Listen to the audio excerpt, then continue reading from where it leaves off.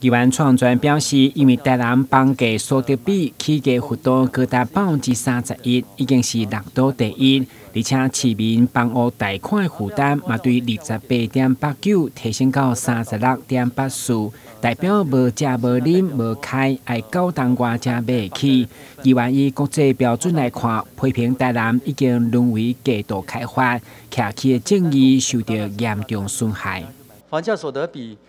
所谓的9.20，代表说我们台南市的市民爱不吃不喝不花啊，高档我靠我都买得起房子，哦，大概是这样。那世界银行的标准哦，已开发国家所得比大概一般是1.8到55啊，发展中的国家是3到6，那比值越大，就是居民对住房的支付能力是越低，所以很不幸，如果依照这样的比例哈。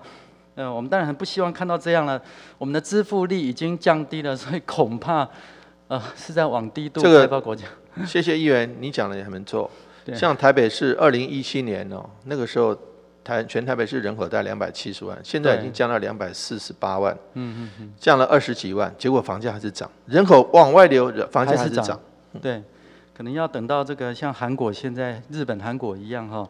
老化到一定的程度，不然买厝啊，才变成开始哈。那所以，但是我们等不到那时候了，大概年轻人大概就买不起房子，就要饿死了哈。除了徛起的正义，因为这摆地动的威胁，议员嘛关心徛起安全。因为根据统计，台南房屋年龄平均33.2，有超过5成，竟是30档以上，已经是全台湾第2老，所以要求市府爱加速推动防灾型的途径。补助老厝的检测费用等系统性盘点，一定要提出应对办法。台南新闻，阮志林跟采访报道。